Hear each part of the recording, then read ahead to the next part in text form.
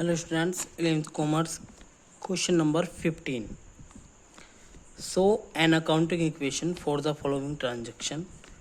और first transaction जो है वह है कि doctor Mahapatra commences business with cash ₹50,000 and 1 lakh by check, goods 60,000, machinery 1 lakh and furniture 50,000। ये सब कुछ लगाकर जो है डॉक्टर महापात्रा ने अपना बिजनेस स्टार्ट किया है, जिसमें उन्होंने नगद यानी कि कैश लगाया है 50,000 का, 1 लाख का चेक दिया है, गुड्स लगाया है 60,000 60,000 का, मशीनरी लगाई है 1 लाख की और फर्नीचर लगाया है 50,000 से। तो जब भी कोई बिजनेस स्टार्ट किया जाता है यदि इसमें कैश लगाई जाती है तो कैश प्लस कैपिटल दोनों बढ़ते हैं, लेकिन यदि कैश के अतिरिक्त कुछ और भी लगाया है तो वो सब कुछ भी कैश के साथ ही एडजस्ट हो जाता है। तो फर्स्ट एंट्री है बिजनेस स्टार्ट,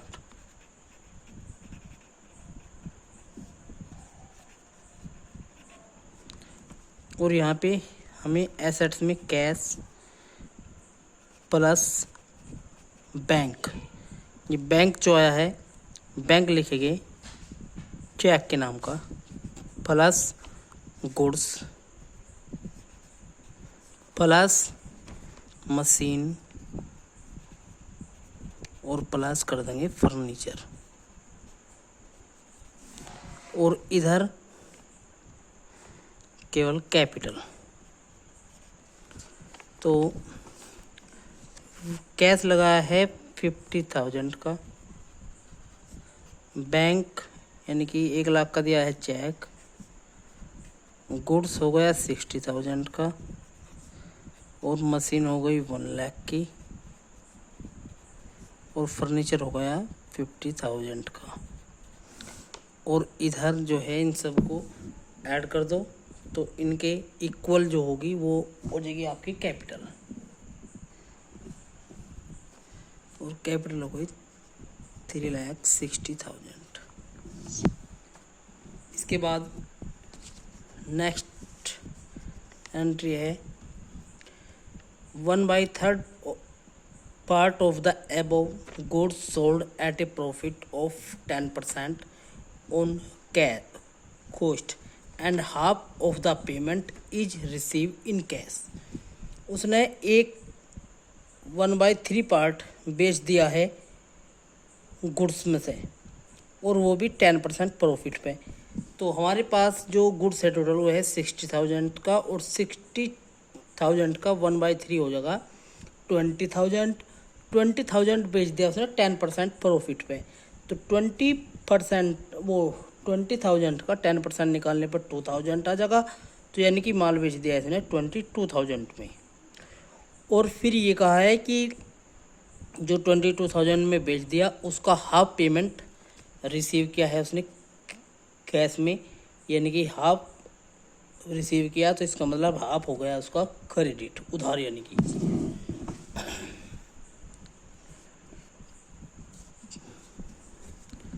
तो एंट्री लिखेंगे यहाँ पे सेकंड, और यहाँ पर गुड्स सोल्ड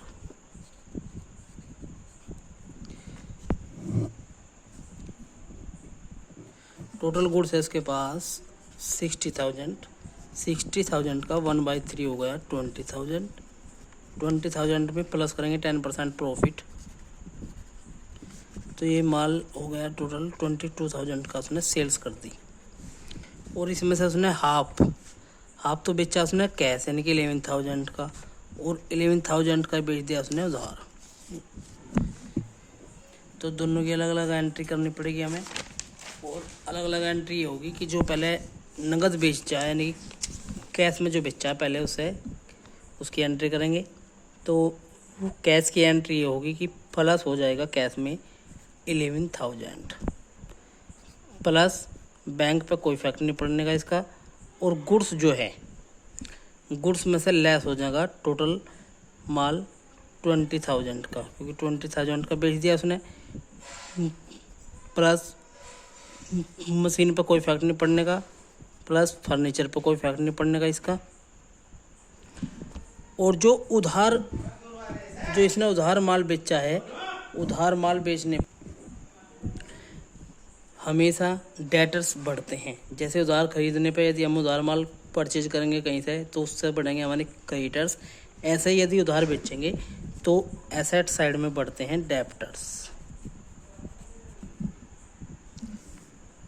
तो प्लस हो जाएंगे डेब्टर्स में जितने का माल उधार बेच दिया, उधार है 11,000 का। अब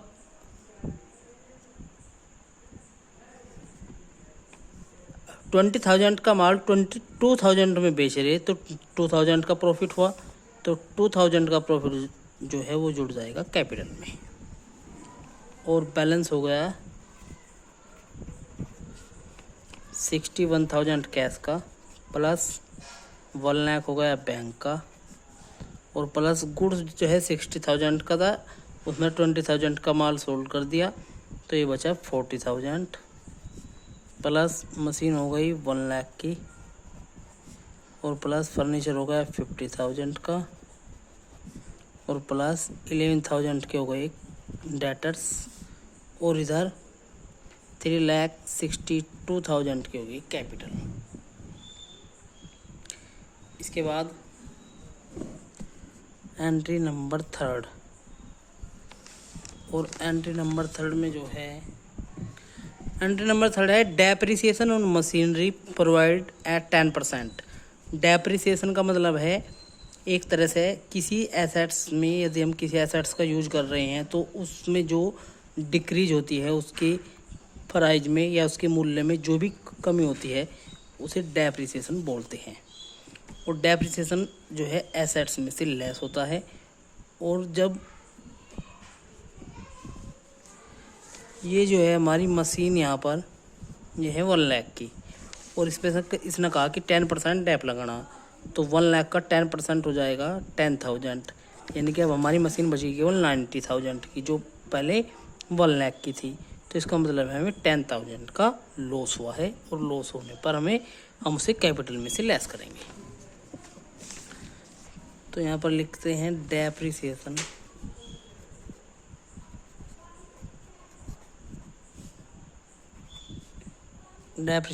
on machine eight the rate 10%। Cash पे इसका कोई इफेक्ट नहीं पड़ेगा,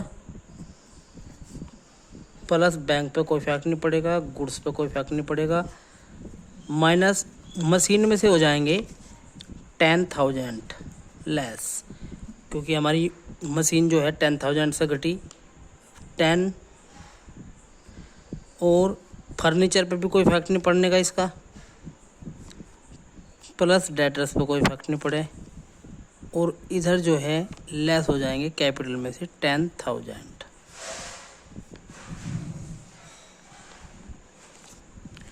तो बैलेंस हो गया 61 कैश का, प्लस 1 लाख हो गया बैंक का, प्लस गुड्स है 40,000, प्लस मशीन, जो मशीन 1 लाख की थी वो उसमें से 10,000 रुपये का डैप लग गया, यानी कि 10,000 की कमी होगी तो वह बची अब 90,000 की, और प्लस फर्नीचर वही 50,000 का, और डेटर्स भी 11,000 के, और इधर 3,62,000 में से 10,000 घटाने पर 3,52,000 बचे।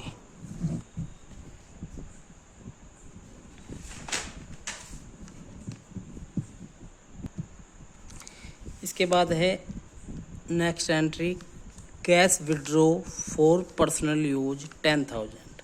हमने अपने पर्सनल यूज के लिए 10,000 अमाउंट निकाल ली है।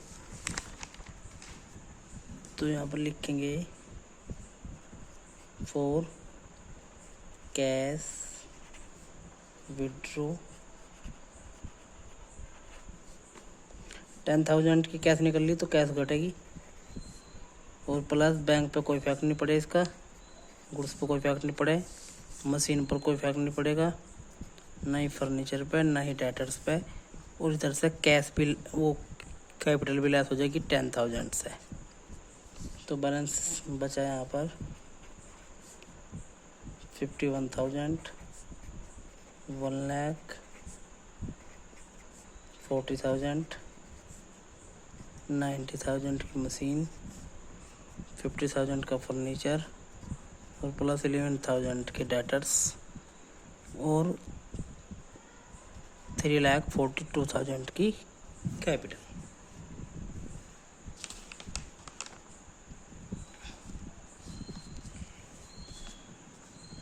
इसके बाद interest on drawings charge at the rate 5%। Drawings बोलते हैं पर्सनल यूज को। जो पर्सनल यूज यानी कि 10,000 रुपीज़ हमने अपने पर्सनल यूज के लिए निकाली है, उस पर इंटरेस्ट लगेगा, ब्याज देना पड़ेगा। कितने परसेंट? 5% का इंटरेस्ट। तो उससे क्या होगा? 5%, 10,000 का 5% हो गया 500। और पर्सनल यूज पर इंटरेस्ट लगने से जो है प्रॉफिट होता है और ड्रेविंग्स में ऐड होता है। यानी कि ये इंटरेस्ट ऑन ड्रेविंग्स है वो ड्रेविंग्स में ऐड हो जाएंगे और उससे कैपिटल हमारी घट जाएगी, क्योंकि ड्रेविंग्स में ऐड होकर फिर कैपिटल में से घटेंगे। तो एक प्रकार से एक तरह कैपिटल में ऐड भी करनी है और कैपिटल में लेस भी करनी है।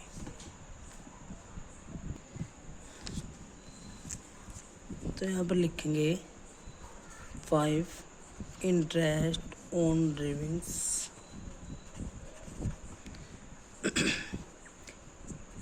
और एट द रेट 5%।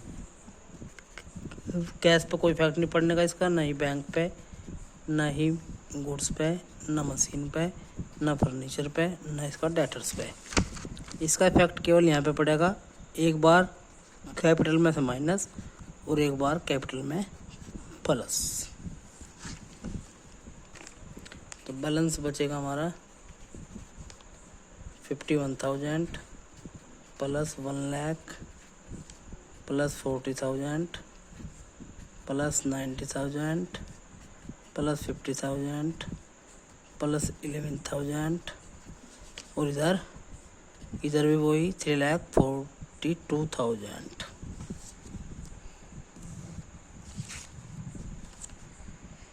दो एंट्री अगली वीडियो में।